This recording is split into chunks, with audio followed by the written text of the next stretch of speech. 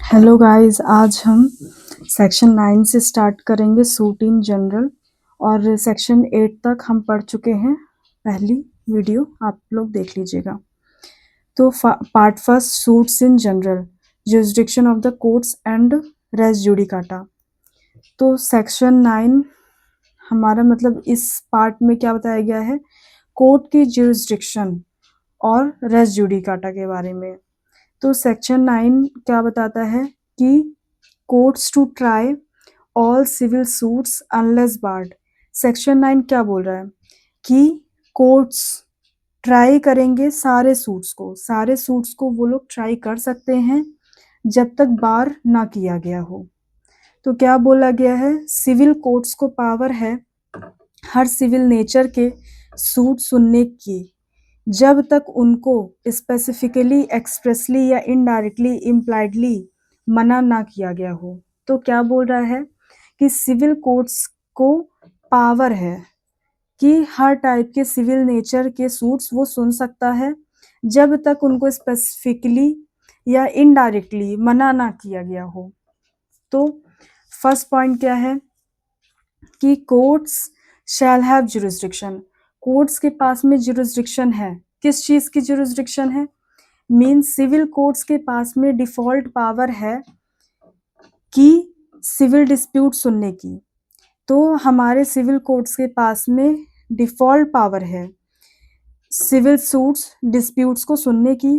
Presumption होता है कि सिविल कोर्ट का जुरिसडिक्शन है। ये प्रिज्यूम करके चलते हैं कि सिविल कोर्ट्स का जुरिसडिक्शन है, उसके पास में पावर है कि वो जो सिविल डिस्प्यूट्स हैं उनको सुन सकता है हमारा सिविल कोर्ट। फिर सेकंड में बताया क्या है कि all suits of a civil nature, सारे टाइप के सिविल नेचर। तो सिविल नेचर का मतलब क्या है? जहां किसी व्यक्ति का प्राइवेट राइट अफेक्ट हो रहा हो तो वो होता है सिविल नेचर। सिविल नेचर क्या होता है कि जहां पे किसी प्राइवेट व्यक्ति है या प्राइवेट पर्सन है, उसका क्या हो रहा है, सिविल राइट अफेक्ट हो रहा है या फिर उसका राइट अफेक्ट हो रहा है। तो वो एक नेचर है सिविल सूट का कि ऐसे टाइप के ही सिविल सूट में आएंगे केसेस सिविल कोर्ट्स में। Example, property dispute. अगर प्रॉपर्टी से कोई रिलेटेड डिस्प्यूट है, उसका उसका अधिकार पर्सन का क्या हो रहा है, अफेक्ट हो रहा है। सेकंड, कॉन्ट्रैक्ट से रिलेटेड कोई डिस्प्यूट हो गया, रेंट रिकवरी हो गया, मनी रिकवरी हो गया, इनहेरिटेंस हो गया। तो अगर इन सारे टाइप्स के और भी होंगे जो भी, तो वो सिविल नेचर के सूट्स हैं। ये सारे किस टाइप के डिस्प्यूट्स हैं? सिविल नेचर के हैं। तो अगर इस टाइप के कोई भी सूट्स आते हैं तो वो सिविल कोर्ट सुन सकता है। तो इसे ही बोला गया है कि सिविल नेचर का डिस्प्यूट है। फिर थर्ड पॉइंट है कि excepting suits of which cognizance is expressly barred. Excepting suits, ऐसे सूट्स जो कि कॉग्निजेंस में एक्सप्रेसली बार किए गए हैं, कॉग्निजेंस के लिए एक्सप्रेसली बार्ड है। तो एक्सप्रेसली बार्ड का मतलब जब किसी स्पेशल एक्ट में क्लियरली लिखा हो कि civil court shall have no jurisdiction. तो किसी स्पेशल एक्ट में अगर ये क्लियरली मेंशन्ड है कि सिविल कोर्ट्स के पास में कोई जुरिसडिक्शन नहीं है, तो फिर सिविल कोर्ट्स नहीं सुन सकता, उस डिस्प्यूट को एंटरटेन नहीं कर सकता है। Example, land acquisition act. एक एग्जाम्पल हो गया लैंड एक्विजिशन एक्ट, जो कि इनकम टैक्स एक्ट हो गया, एडमिनिस्ट्रेटिव ट्रिब्यूनल मैटर्स हो गए। अगर एक्ट में क्लियरली लिखा है सिविल कोर्ट नहीं सुनेगी तो फिर नहीं सुनेगी। तो यही बोला गया कि जब तक एक्सप्रेसली मना ना किया गया हो, इनडायरेक्टली मना ना किया गया, तो सिविल कोर्ट के पास में कोई जुरिसडिक्शन नहीं है कि वो केस को सुने। फिर फोर्थ में इम्प्लाइडली बार्ड। अगर इम्प्लाइडली बार्ड है मीन्स इनडायरेक्टली, जब एक्ट में डायरेक्टली मना नहीं किया लेकिन पूरा मैकेनिज्म दिया गया हो डिस्प्यूट डिसाइड करने का, तो समझा जाएगा कि सिविल कोर्ट का जुरिसडिक्शन बार्ड है। तो क्या बोला गया कि अगर कोई डायरेक्टली मना नहीं किया गया, मतलब किसी भी लॉ में या एक्ट में नहीं लिखा गया कि डायरेक्टली ये सिविल कोर्ट उस डिस्प्यूट को नहीं सुन सकता है, बट पूरा मैकेनिज्म दिया गया है कि इस वाले डिस्प्यूट को सिविल कोर्ट हमारा एंटरटेन नहीं करेगा, तो उसकी जुरिस्डिक्शन नहीं है, तो नहीं सुनेगा। तो ये इम्प्लाइडली बार्ड हो गया कि इनडायरेक्टली बोला गया है, डायरेक्टली मना नहीं किया गया। एग्जाम्पल में अगर एक्ट कहता है अथॉरिटी डिसाइड करेगी, अपील का सिस्टम दिया है, फाइनलिटी क्लॉज दिया है, तो इनडायरेक्टली सिविल कोड बार्ड माना जाएगा। तो इनडायरेक्टली फिर सिविल कोड को बार्ड माना गया है। एक्सप्लेनेशन वन, एक्सप्लेनेशन वन में क्या बताया गया कि अगर किसी सूट में प्रॉपर्टी का राइट या ऑफिस का राइट डिस्प्यूट हो तो वो सिविल नेचर का सूट है, इवन इफ उसमें रिलीजियस क्वेश्चन इन्वॉल्व हो। तो एक्सप्लेनेशन वन हमारा क्या बोलता है कि अगर किसी सूट में प्रॉपर्टी का राइट या ऑफिस का राइट डिस्प्यूटेड है तो वो सिविल नेचर का सूट है, इवन इफ उसमें रिलीजियस क्वेश्चन भी अगर इसमें इन्वॉल्व है, रिलीजियस मैटर भी इन्वॉल्व है, फिर भी वो हमारा सिविल नेचर का ही सूट कहलाएगा। एग्जाम्पल, टेम्पल का पुजारी कौन होगा। अब ये रिलीजियस मैटर है कि टेम्पल का हम पुजारी कौन होगा, और ये साथ ही साथ सिविल नेचर का भी सूट है, तो ये रिलीजियस क्वेश्चन लगता है। लेकिन अगर पुजारी की सैलरी मिलती है, उस पोस्ट का लीगल राइट डिस्प्यूट है, तो ये सिविल नेचर का सूट होगा।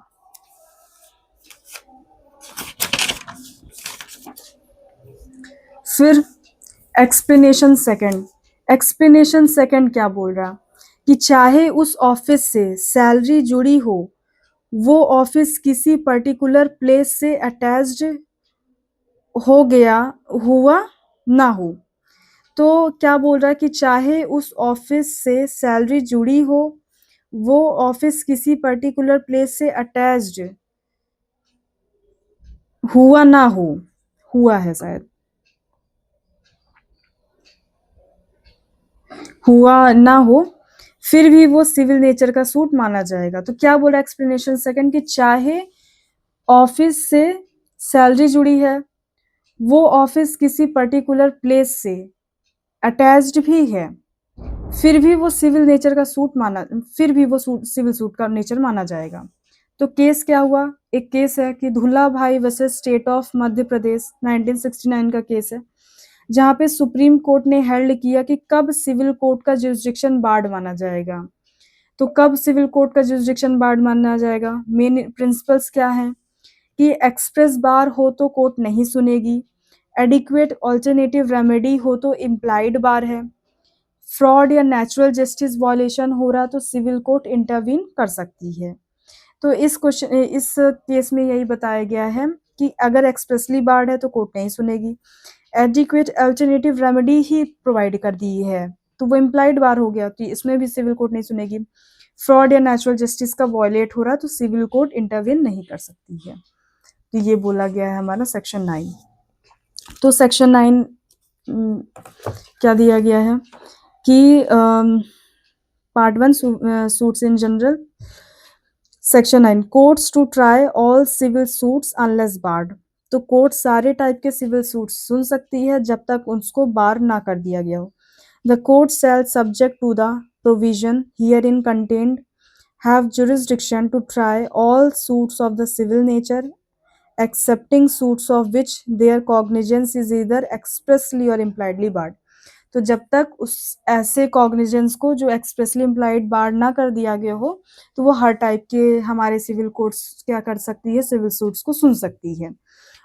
और अगर एक्सप्रेसली बार कर दिया गया है तो फिर नहीं सुन सकती। Explanation 1, a suit in which the right to property or to an office is contested in a suit of a civil nature, notwithstanding that such right may depend entirely on the decision of questions as to religious rites or ceremonies। तो explanation 1 क्या बोल रहा कि ऐसा suit जहाँ पे right to property का nature यानी सिविल राइट, सिविल सूट का नेचर है, और वो ऑफिस कंटेस्टेड या ऑफिस से रिलेटेड कोई मैटर है, तो ये सारे सिविल नेचर के सूट हैं। तो पहले जो भी बोला गया उसको छोड़ दो, अगर ऐसा राइट में डिपेंड करता है entirely on the decision of questions पे कि वो रिलीजियस मैटर या राइट्स या सेरेमनीज है, तो भी फिर वहाँ पे एंटरटेन कर दिया जाएगा, सिविल नेचर को मान करके सिविल कोर्ट हमारी एंटरटेन कर सकती है, उसको केस को सुन लेगी। फिर एक्सप्लेनेशन सेकंड क्या बोल रहा कि for the purposes of this section it is immaterial whether or not any fees are attached to the office referred to in explanation 1 or whether or not such office is attached to a particular place। तो वही बताया गया है कि ये जो purpose है इस सेक्शन का वो इमटेरियल है। वेदर अगर फीस अटैच्ड है या नहीं है, ऑफिस से रेफर्ड है, तो एक्सप्लेनेशन 1 में जो भी बोला गया है कि उस ऑफिस से सैलरी जुड़ी है या नहीं जुड़ी है, लेकिन एक पर्टिकुलर प्लेस से अगर वो ऑफिस जुड़ा है, फिर भी वो सिविल नेचर का सूट माना जाएगा। तो इसमें यही बताया गया है।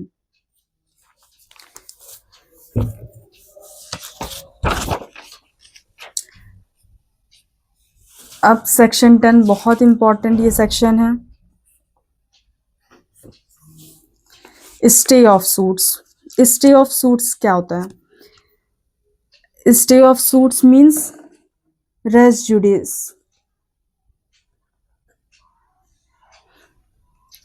सेक्शन 10 का मतलब है जब सेम मैटर पर पहले से ही एक केस चल रहा हो तो दूसरा केस टेम्परेरीली रोक दिया जाता है। तो अगर किसी कोर्ट में केस सब पहले चल रहा है तो टेम्परेरीली अगर दूसरा केस आप फाइल करने जाओगे तो वहां पे रोक दिया जाएगा।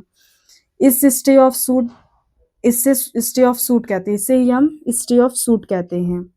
सिंपल लैंग्वेज, अगर आपने पहले एक केस फाइल किया है और बाद में वही सेम डिस्प्यूट सेम पार्टीज के बीच फिर से किसी और कोर्ट में फाइल हो जाता है तो दूसरा कोर्ट उस केस को ट्रायल तब तक नहीं करेगा जब तक पहला केस डिसाइड ना हो जाए। तो इसमें यही बोला गया है कि अगर सेम मैटर का है, सेम डिस्प्यूट है, सेम पार्टीज है, सेम कोर्ट भी है, सेम कॉम्पिटेंट कोर्ट है, तो अगर आप दूसरी कोर्ट में केस फाइल करने जाते हो तो वहाँ पे दूसरे कोर्ट में ट्रायल को रोक दिया जाएगा।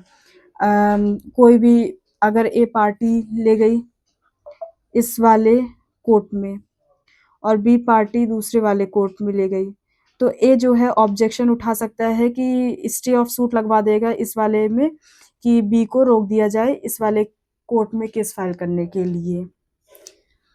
पर्पस क्या है, क्यों बनाया गया है? सेक्शन 10 का मेन ऑब्जेक्टिव है 2 बार सेम केस ना हो, मल्टीप्लिसिटी ऑफ सूट्स, कोर्ट का कॉन्फ्लिक्टिंग डिसीजन ना आए। मीन्स कि एक कोर्ट, अभी अगर दोनों कोर्ट में हम केस फाइल कर दिए, ए ने, ये कोर्ट ने अलग डिसीजन दिया, मान लो ए के फेवर में दे दिया, ये वाला बी के फेवर में दे दिया, तो कॉन्फ्लिक्टिंग डिसीजन हो जाएगा। इसे ही रोकने के लिए ये मतलब स्टे ऑफ सूट्स लाया गया सेक्शन 10 में। टाइम और मनी वेस्ट ना हो दोनों पार्टीज का, कोर्ट का, जुडिशियल डिसिप्लिन बना रहे। कंडीशन क्या है, कब सेक्शन 10 लगेगा? तो सेक्शन 10 तब लगेगा जब ये सब कंडीशंस पूरी हो जाएंगी, तब सेक्शन 10 हमारा लगेगा। सेम मैटर इन इशू, अगर सेम टाइप, तो अब कब हमारा सेक्शन 10 अप्लाई होगा?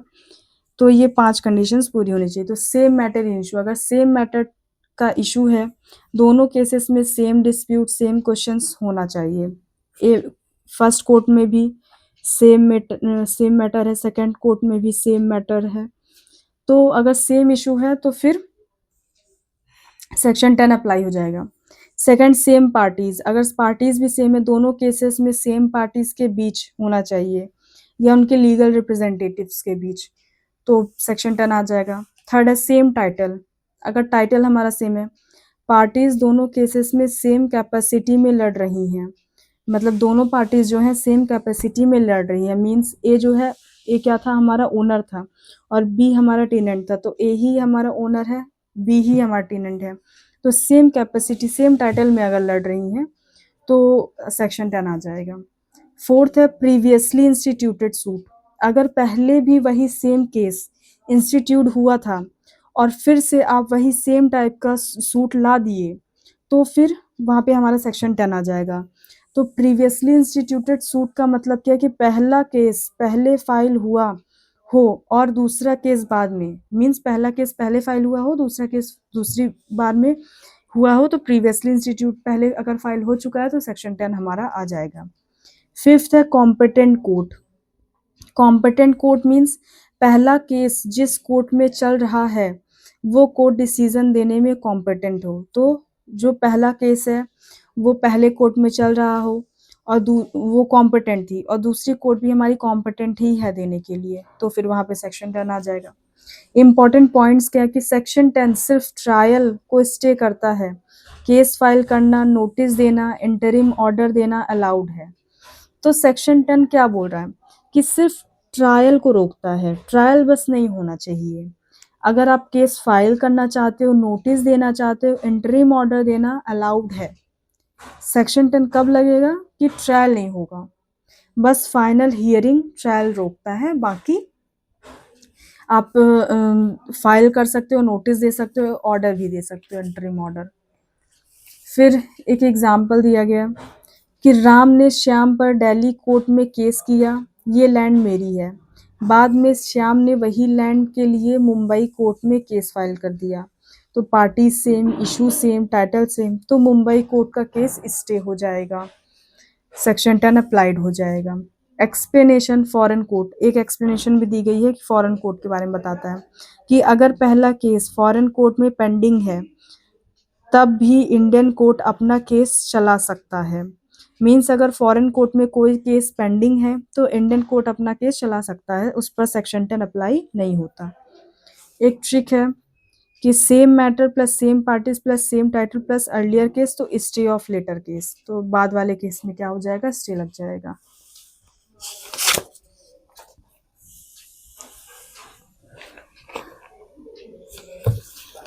सेक्शन 10 स्टे ऑफ सूट्स की बात करता है। No court shall proceed with the trial of any suit in which the matter in issue is also directly or substantially in issue in a previously instituted suit between the same parties or between parties under whom they are any of them claim litigating under the same title, where such suit is pending in the same or any other court in India having jurisdiction to grant the relief claimed, or in any court beyond the limits of the India established or continued by the central government and having like jurisdiction और before the supreme court. तो stay of suit क्या बोल रहा है कि अगर पहले case file हो गया है कॉम्पिटेंट कोर्ट में और वो कोर्ट डिसीजन देने के लिए भी कॉम्पिटेंट है, तो आप दूसरे कोर्ट में केस फाइल नहीं कर सकते हो। मेनली यही है स्टे ऑफ सूट। दूसरे वाले कोर्ट में अगर केस फाइल हुआ तो वो स्टे लग जाएगा उसमें, उस वाले सूट में।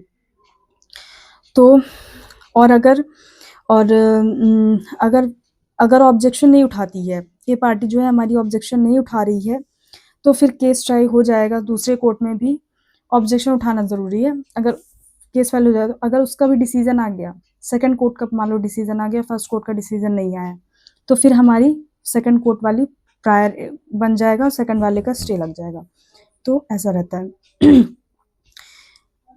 Explanation: The pendency of a suit in a foreign court does not preclude the courts in India from trying a suit founded on the same cause of action. तो एक्सप्लेनेशन में यही बोला गया कि अगर फॉरेन कोर्ट में कोई case pending है और इंडिया में भी वो सेम टाइप का सूट चल सकता है, उसमें सेक्शन 10 अप्लाई नहीं होगा। तो स्टे ऑफ सूट बहुत सिंपल है कि मीन्स ट्रायल कोर्ट जो है ट्रायल बस को रोकता है। अगर आप केस फाइल करना चाहते हो, नोटिस देना चाहते हो, तो ये सब अलाउड है। सेक्शन 11 रेस जुडिकाटा की बात करता है। तो इसमें रेस जुडिकाटा में कुछ ऑब्जेक्टिव्स दिए गए हैं, उनको फुलफिल करना है। Cause of action, subject matter, relief, title, matter in issue, ये सारी चीजें होती हैं इसमें। तो एक एग्जांपल लिए कि जैसे फादर के पास में घर था, उन्होंने हाउस अपना सेल कर दिया किसको, ए को। अब फादर की हो गई डेथ, तो फादर का जो सन है वो फाइल सूट कर रहा है अगेंस्ट ए के, क्योंकि उसको रिकवरी चाहिए पोजीशन ए का, जो हाउस है वो वापस चाहिए सन को, तो इसीलिए वो केस फाइल कर रहा है। तो अब यहाँ पे कॉज ऑफ एक्शन क्या बन रहा है हमारा, cause of action recovery of position, means position चाहिए, तो ये हमारा सबसे पहला कॉज ऑफ एक्शन बन रहा है। सब्जेक्ट मैटर क्या है, हमारा हाउस है कि किस चीज़ के लिए मेन मुद्दा क्या है, हाउस है कि इस चीज़ के लिए केस फाइल किया जा रहा है, हाउस चाहिए। रिलीफ क्या मिलेगा, पोजीशन मिल जाएगा। टाइटल, टाइटल क्या है, ओनरशिप, फादर के सन की क्या है, ओनरशिप है, तो ये टाइटल है, ओनरशिप मिल गई। Matter in issue, interstate succession, means अब टाइटल यहाँ पे ओनरशिप किसकी बनेगी, ए की बनेगी ओनरशिप, क्योंकि बेच दिया ना, तो ए ने पैसा देकर खरीदा होगा, तो ओनरशिप ए की है, तो ये टाइटल है। और मैटर इन इशू क्या है, इंटरस्टेट सक्सेशन, की अगर ये नहीं बेचते तो सक्सेशन से सन के पास में ये हाउस आ जाता, तो इसीलिए अब ये डिस्प्यूट अराइज हुआ है, तो अब केस फाइल करेंगे।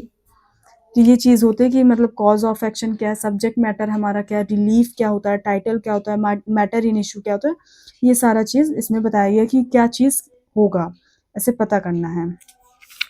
मैक्सिम एक दी गई है, रेस जुडिकाटा प्रोवेरिएट एक्यूपिटर, a matter adjudged is taken from truth, जिसका मतलब है कि once a matter is decided it will be considered to be true. अगर एक बार कोई मैटर डिसाइड हो गया है तो उसे हम सही ही मानेंगे, plus it will not be decided again, उसको हम दोबारा डिसाइड करने नहीं जाएंगे, it will not be tried again, और ना ही इसको ट्राई किया जाएगा। आप अपील कर सकते हो अगर ऑप्शन है, अगर कोर्ट अलाउ करता है या फिर उसमें दिया गया है कि हाँ यहाँ पे आप अपील में भी जा सकते हो, तो उस कोर्ट उस सूट में जा सकते हो। अदरवाइज आप डिसाइड हो गया तो फिर भी उसको फिर से उसको ट्राई नहीं कर सकते, जो डिसीजन आ गया तो वो फाइनल माना जाएगा। मैक्सिम इंटरेस्ट रिपब्लिकिया उटसिट फिनिस लिटियम, it is interest of the state that is should brought and to litigation. इसका क्या मतलब है कि ये स्टेट का एक इंटरेस्ट है जो कि should be brought and to litigation को खत्म करता है।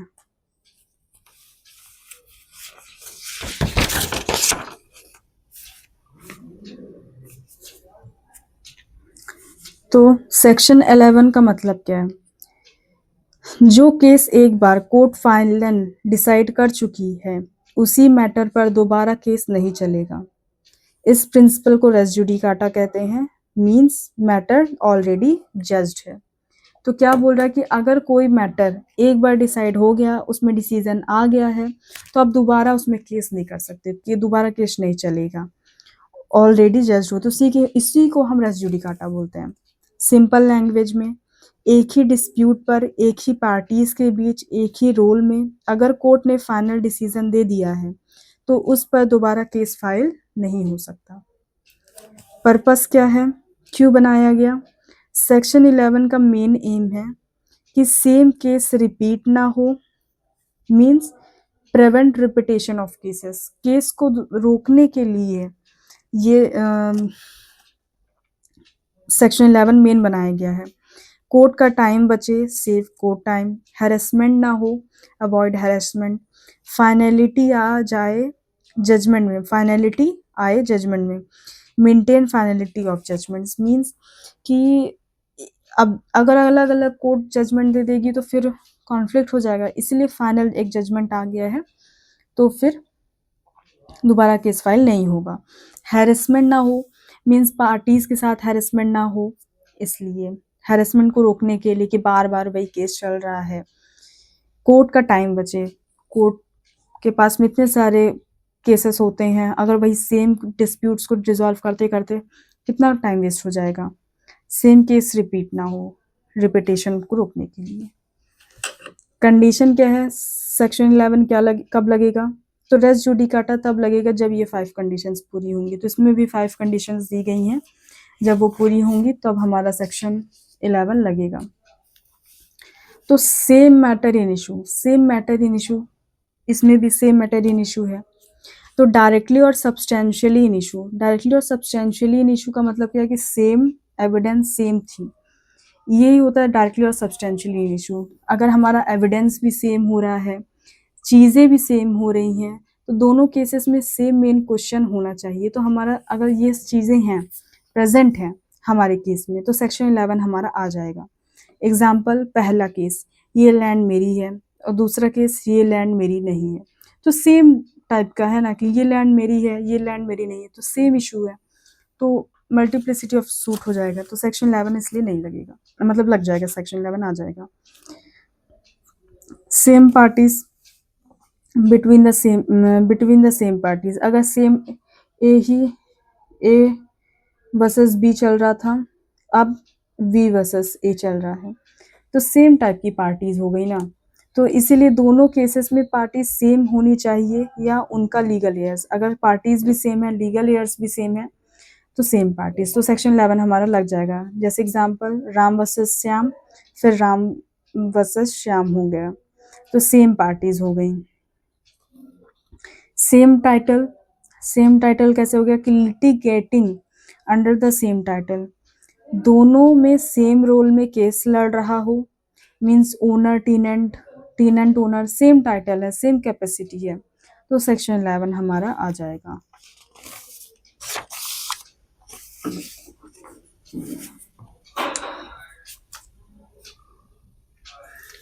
फोर्थ है कॉम्पिटेंट कोर्ट।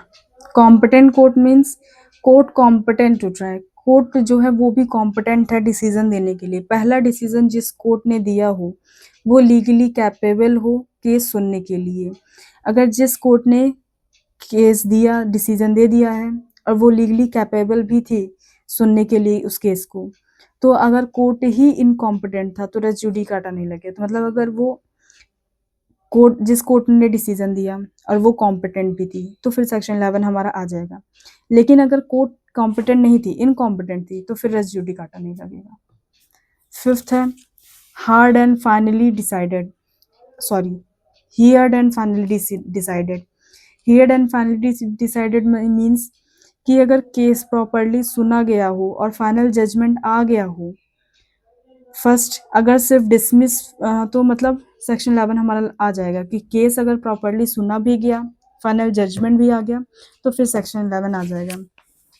कुछ पॉइंट्स है कि अगर सिर्फ डिसमिस फॉर डिफॉल्ट है, मीन्स कुछ ऐसा डिफॉल्ट है जहाँ पे डिसमिस कर दिया गया तो सेक्शन 11 एप्लीकेबल नहीं होगा। अगर पेंडिंग है तो सेक्शन 11 नहीं लगेगा, फाइनल जजमेंट आना चाहिए तब हमारा सेक्शन 11 लगेगा। एक ट्रिक दी गई है कि MPTCF मैटर, M से मैटर, T से टाइटल, P से पार्टी, C से कॉम्पिटेंट कोर्ट, F से फाइनली डिसाइडेड, 5 कंडीशंस हो तो सेक्शन 11 हमारा अप्लाई हो जाएगा। एक्सप्लेनेशन दी गई है कि section 11 has 8 explanations important ones. अब सेक्शन 11 के 8 एक्सप्लेनेशंस भी दी गई हैं। फर्स्ट एक्सप्लेनेशन है फॉर्मर सूट, सबसे पहला हमारा सूट फाइल हुआ किस कोर्ट में, तो former suit means the suit which is decided earlier even if it is was filed later. Means former suit का मतलब क्या हो रहा है, अगर ये दो टाइप की कोर्ट्स थी, पहली कोर्ट सेकंड कोर्ट, तो फर्स्ट केस इस कोर्ट में फाइल हुआ लेकिन दूसरी कोर्ट ने जजमेंट पहले दे दिया, तो इससे मैटर ही नहीं करता, इसमें कोई ऐसा अफेक्ट ही नहीं करता कि नहीं केस तो इसमें फाइल पहले फर्स्ट डिसाइड हुआ, फाइल किया गया था तो इसी को डिसीजन देना होगा, तो फिर इसमें सेक्शन 11 लग जाएगा। अगर सब्सिक्वेंट कोर्ट ने भी पहले डिसीजन दे दिया है तो फिर इसमें सेक्शन 11 नहीं लगेगा, इसमें सेक्शन 11 लगेगा हमारा रेस जुडिकाटा। तो एक्सप्लेनेशन 1 वही बोल रहा है कि फॉर्मर सूट होना चाहिए। फॉर्मर सूट का मतलब है कि ऐसी सूट विच इज़ जो डिसाइड हो गई है पहले, भले वो बाद के लेटर कोर्ट में फाइल हुआ था।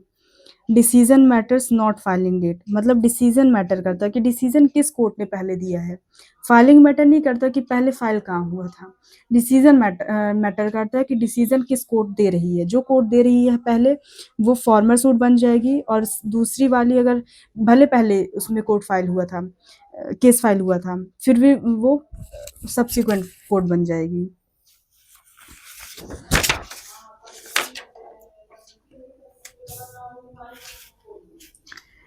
फिर फॉर्मर सूट, पहले डिसाइड हुआ केस चाहे वो पहले हुआ हो या बाद में, तो वही बोल रहा है कि फॉर्मर सूट का मतलब कि पहले डिसाइड हुआ केस भले पहले फाइल हुआ हो या बाद में हुआ, उससे फाइल मैटर नहीं करता। डिसीजन इंपॉर्टेंट है, डेट नहीं। एक्सप्लेनेशन सेकंड, हमारा एक्सप्लेनेशन सेकंड क्या बोल रहा है, कॉम्पिटेंसी की बात कर रहा है। अपील हो सकता है या नहीं, उससे फर्क नहीं पड़ता कि इस केस में अपील हो सकता था या नहीं हो सकता था, इससे मैटर ही नहीं करता। अगर कोर्ट कॉम्पिटेंट था तो इतना इनफ माना जाएगा। Explanation third, matter must be raise, matter must है कि रेज होना चाहिए। जो पॉइंट पहले केस में उठाया गया हो और एक्सेप्ट रिजेक्ट हुआ हो तो वो कवर्ड हो जाएगा। मीन्स अगर ये हमारी पहली कोर्ट थी, इसमें ऐसा मैटर जो कि रेस कर दिया गया और या तो और जो मैटर रेज हुआ या तो उस मैटर को एक्सेप्ट कर लिया गया या रिजेक्ट कर लिया गया, तो वो भी कवर्ड हो जाएगा, उसमें भी हमारा रेस जुडिकाटा लग जाएगा। तो अब ये दूसरी कोर्ट में वो मैटर नहीं उठेगा, रेस अब दोबारा नहीं होगा। अब एक बार अगर उसमें एक्सेप्शन हो गया या रिजेक्शन हो गया, उससे फर्क नहीं पड़ता। जो भी हुआ अगर पहले कोर्ट में हो गया है, वो चीज़ मैटर उठ चुकी है, रिजेक्ट कर दिया गया, तो अब दूसरे कोर्ट में नहीं ले जा सकते। एक्सेप्ट भी हो गए तो दूसरे कोर्ट में ले जा सकते। तो ये तो एक्सेप्ट हो जाएगा तो वो आगे बढ़ जाएगा। तो यही बोल रहा है कि एक्सप्लेनेशन थर्ड कि मैटर मस्ट है कि रेज अगर हो गया है तो जो पॉइंट पहले केस में उठाया गया हो और एक्सेप्ट या रिजेक्ट हुआ हो तो वो कवर्ड हो जाएगा। एक्सप्लेनेशन रेस जुडिकाटा में सेक्शन 11 में। फिर एक्सप्लेनेशन 4 क्या बोलता है, constructive res judicata. Constructive res judicata क्या, जो बात पहले केस में उठानी चाहिए थी लेकिन नहीं उठाई गई, वो बाद में उठाई नहीं जा सकती। तो क्या बोल रहा है, कंस्ट्रक्टिव रेस जुडिकाटा हम मान लेंगे कि रेस जुडिकाटा हो गया। क्यों, क्योंकि जो मुद्दा जो मैटर पहले उठाना चाहिए था फर्स्ट कोर्ट में, वहां पे उठाया नहीं गया, तो वो आप बाद में भी नहीं उठा सकते हो। एग्जाम्पल है कि पहला केस सिर्फ रेंट डिस्प्यूट, लैंड ओनरशिप नहीं उठाई, मतलब पहला केस आया रेंट डिस्प्यूट बस का, लेकिन उसमें लैंड ओनरशिप का भी कुछ कॉन्फ्लिक्शन था, लेकिन ये मैटर उठाया ही नहीं गया, तो बाद में ओनरशिप का केस नहीं उठाया जाएगा कि अब फिर से अब ओनरशिप का केस करने चल दो सेम पार्टीज। तो साथ में जो मैटर हो जितना हो सब साथ में ले आ दो, उससे रिलेटेड है। तो explanation 5 relief not granted, refused. अगर रिलीफ ग्रांट नहीं हुई है, मीन्स आपको रिलीफ नहीं मिला, तो ये मान लो कि रिफ्यूज हो गया। जो रिलीफ मांगा और कोर्ट ने नहीं दिया तो समझा जाएगा रिजेक्ट हो गया, तो ये मान लिया जाएगा कि रिजेक्ट हो गया है, अब दोबारा आप नहीं आओगे। एक्सप्लेनेशन 6 क्या दिया गया कि रिप्रेजेंटेटिव सूट। रिप्रेजेंटेटिव सूट का मतलब क्या है कि पब्लिक ग्रुप केस में डिसीजन सब पर लगेगा। अगर कोई पब्लिक का मैटर है या ग्रुप का मैटर है, अगर उसमें डिसीजन आ गया है तो वो सब पर लगेगा। अब उसी ग्रुप से एक एक पर्सन नहीं आ सकते कि हमें भी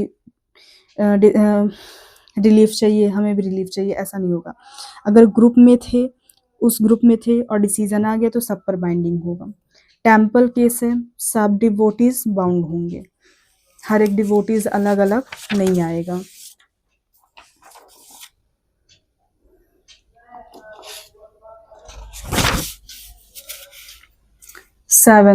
एक्सप्लेनेशन 7 क्या बोल रहा, एग्जीक्यूशन प्रोसीडिंग। एग्जीक्यूशन प्रोसीडिंग्स क्या होती है, डिक्री एग्जीक्यूशन में भी रेस जुडिकाटा अप्लाई होता है। अगर कोई डिक्री एग्जीक्यूट हो गई है उसमें भी रेस जुडिकाटा हमारा लग जाएगा, भले ही अभी फाइनल डिसीजन नहीं आया है, लेकिन एग्जीक्यूट तो हो गया है ना, एग्जीक्यूट हो गया है तो उसमें भी हमारा रेस जुडिकाटा लगेगा। उसका मतलब क्या है, अब एग्जीक्यूशन का क्या मतलब है, रेस जुडिकाटा सिर्फ सूट पर ही नहीं बल्कि एग्जीक्यूशन प्रोसीडिंग्स पर भी अप्लाई होता है।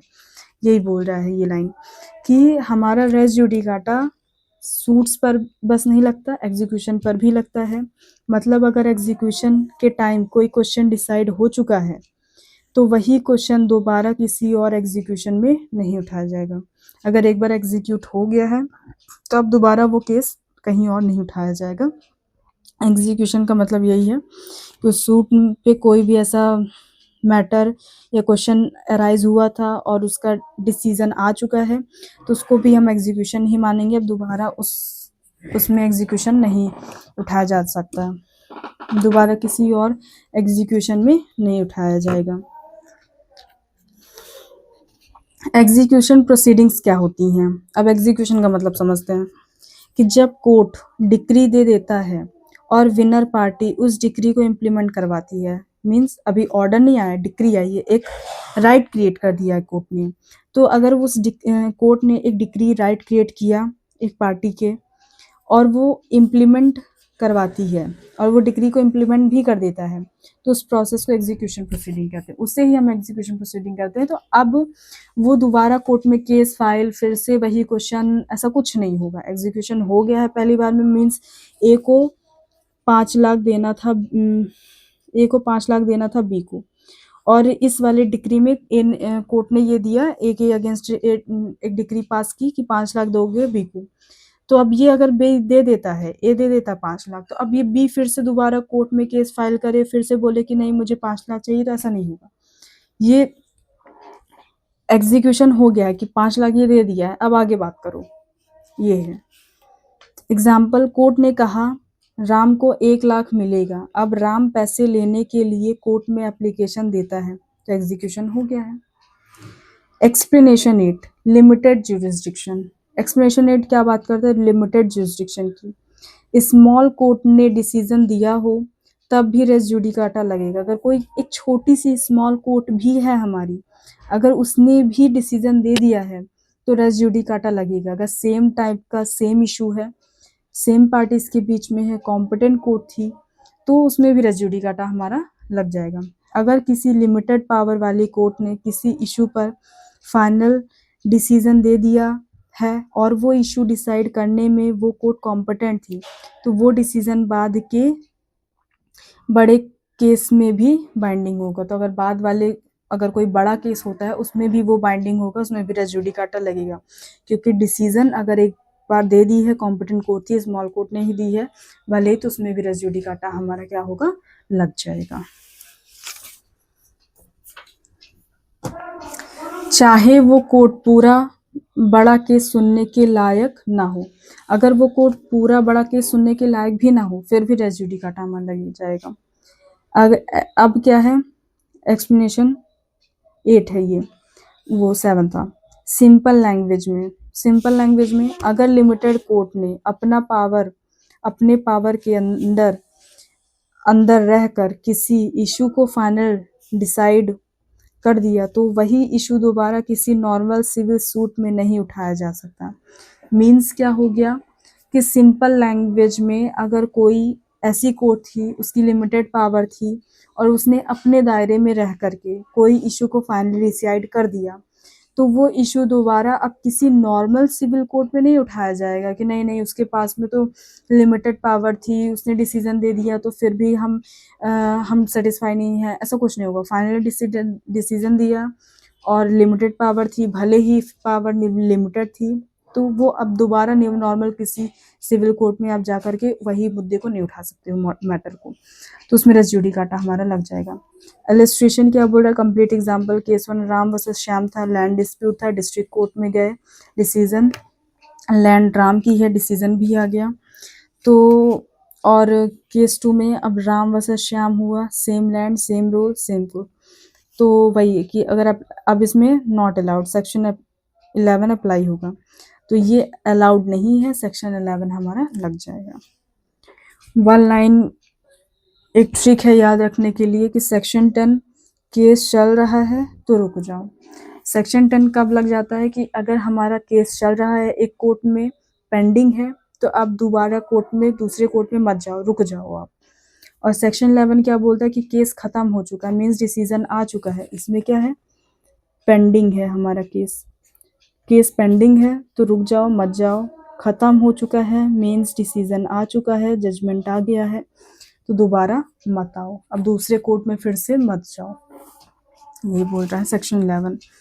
तो क्या है section 11? Res judicata, no court shall try any suit or issue in which the matter directly and substantially in issue, has been directly and substantially in issue in a formal suit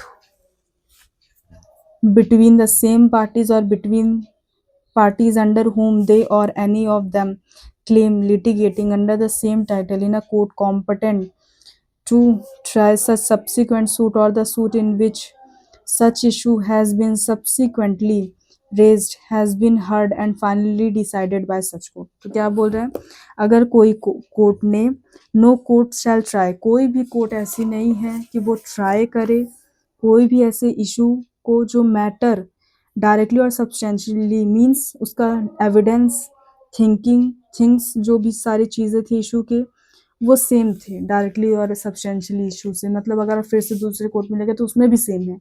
तो फिर और same parties है, parties जो है उनके बीच में matter competent court सब चीज़ same है, तो दूसरे कोर्ट में आप केस फाइल नहीं कर सकते अगर फाइनली डिसीजन आ चुका है तो।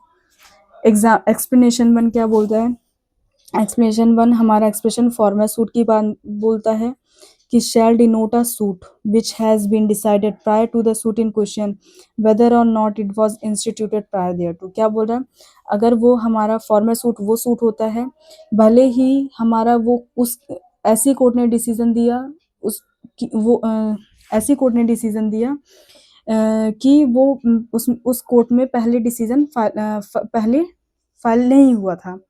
तो क्या बोल रहा कि हमारी कोर्ट वो वाली डिसीजन दे रही है, सब्सिक्वेंट कोर्ट वाली डिसीजन दे रही है जिसमें फर्स्ट केस फाइल नहीं हुआ था, तो वो फॉर्मल सूट ही कहलाएगी क्योंकि डिसीजन मैटर करता है, फाइलिंग मैटर नहीं करता है कि भले ही फाइलिंग पहले वाले में हुआ था लेकिन डिसीजन नहीं दिया, दूसरे कोर्ट ने दे दिया, तो भी हमारी फॉर्मल सूट हमारी दूसरी कोर्ट ही कहलाएगी, ये बोल रहा है। Explanation 2 for the purposes of this section the competence of a court shall be determined irrespective of any provisions as to right of an appeal from the decision of such court। तो यहाँ पे competency की बात कर रहा है court की कि अगर कोर्ट कॉम्पिटेंट थी डिसीजन देने के लिए फिर भी आप सब्सिक्वेंट में कोर्ट में केस फाइल करने गए तो वहाँ पे हमारा सेक्शन 11 लग जाएगा।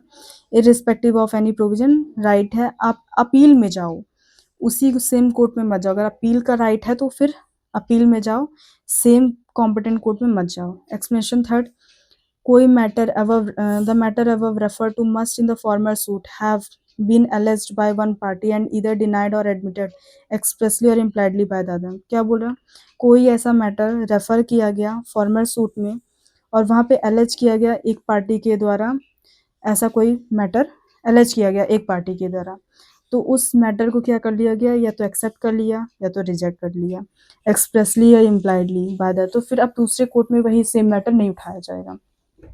एक्सप्लेनेशन 4 कोई ऐसा matter any matter which might and ought to have been made ground of defence or attack in such former suit has been deemed to have been a matter directly and substantially in issue in such matter in such suit.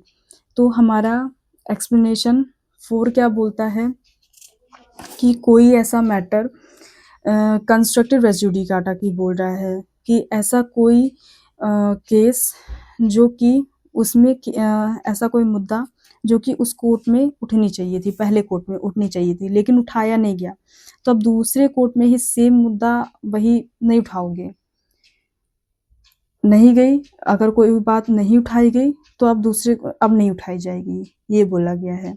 Explanation 4 हमारा ये बोलता है कि ऐसा कोई matter उठाया जा सकता था लेकिन उठाया नहीं गया, तो फिर अब दोबारा कोर्ट में केस नहीं अब फिर से नहीं उठाया जाएगा, ये बोल रहा, बार लगा रहा है। एक्सप्लेनेशन 5 क्या बोल रहा है कि कोई ऐसा relief claimed in the plaint, अगर कोई ऐसी रिलीफ है जहाँ पे प्लेंट क्लेम कर रहा है which is not expressly granted by the decree, जो कि एक्सप्रेसली ग्रांट नहीं की गई डिक्री के साथ, तो shall for the purposes of this section be deemed to have been refused. तो अगर कोई रिलीफ प्लेंट ने क्लेम की थी कि मुझे ये रिलीफ चाहिए लेकिन कोर्ट ने वो रिलीफ नहीं दी, तो ये मान लिया जाएगा कि उसने रिजेक्ट कर दिया, रिफ्यूज़ कर दिया। एक्सप्लेनेशन 5 क्या बोल रहा है कि वेयर पर्सन लिटिगेट बोनाफाइड, अगर कोई पर्सन लिटिगेट कर रहा है bonafidely in respect of public right or of private right claimed in common for themselves and others all person interested in such right shall for the purposes of this section be deemed to claim under the person so litigated.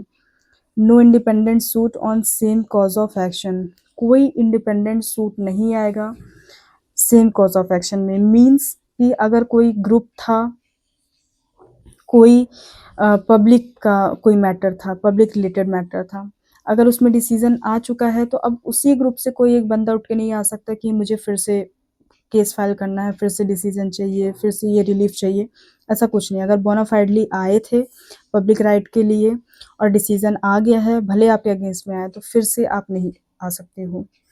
फिर explanation 7 हमारा क्या बोलता है,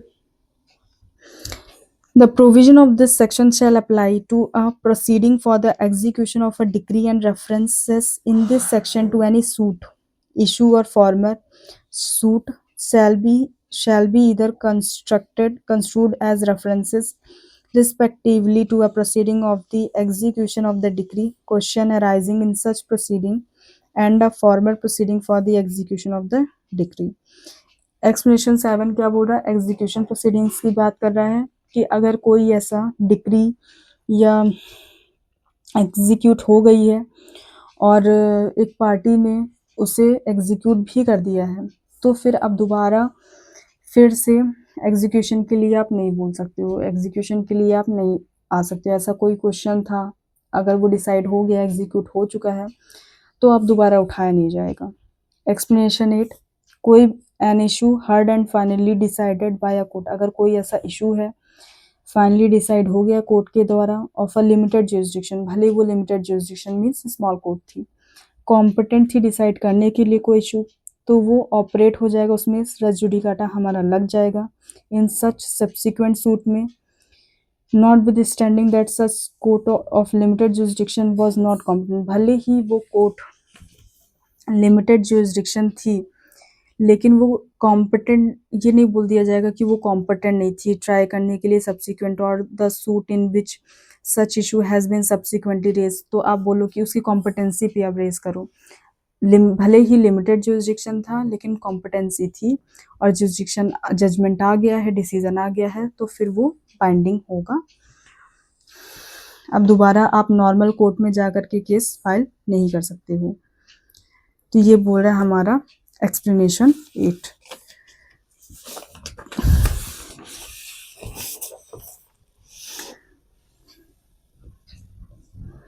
अब हम section 12 भी पढ़ लेते हैं, लास्ट, आज का last topic, last section 12, bar to further suit. Further suit में क्या लगा रहा है, बार लगा रहा है। तो ये सेक्शन 11 से कुछ मिलता जुलता है कि अगर किसी प्लेंटिफ को सीपीसी के रूल्स के वजह से किसी पर्टिकुलर कॉज ऑफ एक्शन पर सूट फाइल करने से रोका गया है, तो वो उसी कॉज ऑफ एक्शन पर दोबारा सूट किसी भी कोर्ट में फाइल नहीं कर सकता। तो सेक्शन 12 में क्या बोल रहा है कि बार लगा रहा है कि फर्दर सूट, अगर किसी प्लेंटिफ को किसी रूल्स की वजह से, कोई ऐसा रूल्स रेगुलेशंस था कि उसकी वजह से उस कॉज ऑफ एक्शन के लिए आपको रोका जा रहा है कि आप इस कॉज ऑफ एक्शन के लिए सूट फाइल नहीं कर सकते हो, लेकिन फिर तो आप फिर से उसी कॉज ऑफ एक्शन के लिए फिर से सूट फाइल नहीं कर सकते हो कि आप फिर से लेके आ जाओ कि नहीं हमको नहीं मिला, उसी कॉज ऑफ एक्शन के लिए मना कर दिया तो आप दोबारा केस नहीं ला सकते। तो फर्स्ट है कि कॉज ऑफ एक्शन क्या होता है, तो वो फैक्ट्स का बंडल जिनके बेसिस पर प्लेंटिफ कोर्ट जाता है, तो वो फैक्ट है, ऐसा मुद्दा है कि उसी के बेसिस में हमारा क्या है, प्लेंटिफ कोर्ट में केस फाइल करने जाता है, तो उसे हम बोलते हैं कॉज ऑफ एक्शन। एग्जाम्पल, ए ने बी को 5 लाख उधार दिए, बी ने वापस नहीं किया, तो लोन देना प्लस रीपेमेंट का फेलियर, तो कॉज ऑफ एक्शन बोला गया है। सेक्शन 12 कोर आइडिया की बात करता है। सेक्शन 12 का कोर आइडिया क्या है कि सेम कॉज ऑफ एक्शन पर बार बार सूट फाइल नहीं हो सकता, कोर्ट सिस्टम को मिसयूज होने से बचाता है, कोर्ट जो है उस सिस्टम को मिसयूज होने से बचाता है, इसीलिए अगर एक बार मना कर दिया गया तो अब दोबारा कोर्ट में केस फाइल करने मत आओ। कब सेक्शन 12 हमारा लगता है, तो सेक्शन 12 कब लगता है कि प्लेंटिफ किसी रूल के अंडर सूट फाइल नहीं कर सकता, कोई भी प्लेंटिफ हमारा रूल के अंडर सूट फाइल नहीं कर सकता अगर कोई रूल है उसमें मना कर रहा है कि आप केस फाइल नहीं करोगे, तो फिर अब उस रूल के अंडर आप केस फाइल नहीं कर सकते, सेक्शन 11-12 हमारा लग जाएगा। फिर भी वो दोबारा सूट फाइल करने की कोशिश करे तो सेक्शन 12 यूज उसे रोकता है। तो अगर फिर भी अगर करता है प्लेंटिफ, फिर से दोबारा केस फाइल करता है, तो फिर सेक्शन 12 हमारा आ जाएगा। ये सेक्शन किस सिचुएशन में आता है, मेन कनेक्शन क्या है, order two rule 2, order two rule 2 CPC का आगे हम पढ़ेंगे, वहाँ पे हमारा सेक्शन 12 लगता है, रीड विथ जैसे समझ लो। और रेजिड्यूडी काटा सेक्शन 11 में कि रेजिड्यूडी काटा में बार लगा दिया है, एक बार फाइनली डिसीजन आ गया है तो आप केस फाइल नहीं कर सकते हो। और वही सेक्शन 12 भी यही बोल रहा है कि अगर आपको एक बार रोक दिया गया तो दोबारा केस मत लेके आओ। तो ऑर्डर टू रूल 2 भी सीपीसी का ये चीज़ बताता है। ऑर्डर टू रूल 2 का कनेक्शन क्या है कि अगर प्लेंटिफ ने एक ही कॉज ऑफ एक्शन में अवेलेबल, अगर हमारा प्लेंटिफ ने एक ही कॉज ऑफ एक्शन में अवेलेबल सब रिलीफ क्लेम नहीं किए, मीन्स अगर हमारा प्लेंटिफ था एक ही रिलीफ में, एक ही केस में सारे रिलीफ को क्लेम नहीं किया, बाद में बाकी रिलीफ के लिए नया सूट फाइल किया, तो वो बार्ड होगा कि अब आप फिर से केस ले आओ कि आप पहली बार केस फाइल करने गए, उसमें आप उस रिलीफ को पूरा रिलीफ जितना आपको चाहिए था आपने मांगा ही नहीं, फिर से केस फाइल कर रहे हो, तो ये मल्टीप्लिसिटी ऑफ सूट हो जाएगा ना, बार बार उसी केस के लिए रिलीफ करना, सेम पार्टीज आ रही है तो बहुत बर्डन बढ़ जाएगा। इसीलिए रोका गया है कि एक बार आप केस फाइल करने गए तो पूरा आप रिलीफ मांग लो, अगर दोबारा केस फाइल करोगे तो फिर आपके ऊपर बार लग जाएगा। एग्जाम्पल क्या बोल रहा है, ए ने बी पर 5 लाख रिकवरी के लिए सूट फाइल किया लेकिन इंटरेस्ट क्लेम नहीं किया, बाद में इंटरेस्ट के लिए अलग सूट फाइल किया, तो barred under order two rule 2 में बार्ड लग जाएगा, सेक्शन 12 के थ्रू फर्दर सूट अलाउड नहीं होगा। सेक्शन 12 वर्सेस सेक्शन 11 का एक डिफरेंस देख लेते हैं कि क्या है। सेक्शन 11 क्या बोलता है कि मैटर ऑलरेडी डिसाइड हो चुका है तो केस फाइल मत लेके आओ, मतलब दोबारा केस फाइल मत करो। सेक्शन 12 में कि suit filing barred by rules, अगर किसी रूल में मना किया गया कि इस वाले ये सूट नहीं आएंगे कोर्ट में तो उसमें बार लग गया, आप मत लेके आओ। सेक्शन 11 में फाइनल जजमेंट नेसेसरी है, जब तक हमारा फाइनल जजमेंट नहीं आ जाता तब तक सेक्शन 11 अप्लाई नहीं होगा। सेक्शन 12 में प्रोसीजरल बार इनफ है, मीन्स अगर प्रोसीजर में ही बता दिया गया कि इस वाले मुद्दे में, इस वाले मैटर में हमारा केस फाइल नहीं होगा, बार्ड है, तो सेक्शन 12 हमारा लग जाएगा। सेक्शन 11 के लिए same issue decided, same type का इशू डिसाइड होना चाहिए, मीन्स सेम टाइप के आप इशू फिर से दोबारा लेके आ रहे हो, इसलिए सेक्शन 11 लगता है। सेक्शन 12 में सेम कॉज ऑफ एक्शन में बार लगता है कि सेम टाइप का कॉज ऑफ एक्शन था और उसमें फिर से आप मना करो, या फिर सेम टाइप का कॉज ऑफ एक्शन, जैसे एग्जांपल लिया कि 5 लाख रिकवरी के लिए आपने किया लेकिन इंटरेस्ट नहीं के लिए केस फाइल नहीं किया, तब दोबारा फिर से केस ला रहे, तो ये सेम कॉज ऑफ एक्शन हो जाएगा, इसलिए आपको बार लग जाएगा इसलिए। तो अगर प्लेंटिफ फिर भी सूट फाइल करेगा तो कोर्ट सूट डिसमिस करेगी, प्रिलिमिनरी स्टेज पर रिजेक्ट हो सकता है, प्रिलिमिनरी पहले ही स्टेज में क्या हो जाएगा, रिजेक्ट हो जाएगा। तो सेक्शन 12 क्या बोल रहा है, बार टू फर्दर सूट, किसमें बार लगा रहा है, फर्दर सूट में। Where a plaintiff is precluded by rules from instituting a further suit in respect of any particular cause of action, he shall not be entitled to institute a suit in respect of such cause of action in any court to which this code applies। क्या बोल रहा है कि अगर कोई plaintiff है, plaintiff को प्रीक्लूड means rules के द्वारा बताया गया है कि आप जो इंस्टीट्यूट कर रहे हो फर्दर सूट बाद में ला रहे हो इन रिस्पेक्ट ऑफ कोई भी पर्टिकुलर कॉज ऑफ एक्शन में, तो he is not entitled to institute, उसका अधिकार नहीं है या तो उसको राइट नहीं है इंस्टीट्यूट करने का उस टाइप का suit in respect of such cause of action के लिए इन एनी कोर्ट में, तो वहाँ पे हमारा सेक्शन 12 आ जाएगा, कोड अप्लाई हो जाएगा, बार लग जाएगा, फर्दर सूट में पार्टी के केस ला नहीं सकती है। तो आज के लिए इतना ही, बाकी का हम नेक्स्ट वीडियो में पढ़ेंगे। और आपको अगर ये पसंद आ रहा है तो प्लीज़ कमेंट्स में ज़रूर बताइएगा और लाइक्स एंड सब्सक्राइब प्लीज़ करिएगा, प्लीज़ सपोर्ट करिए। Thank you.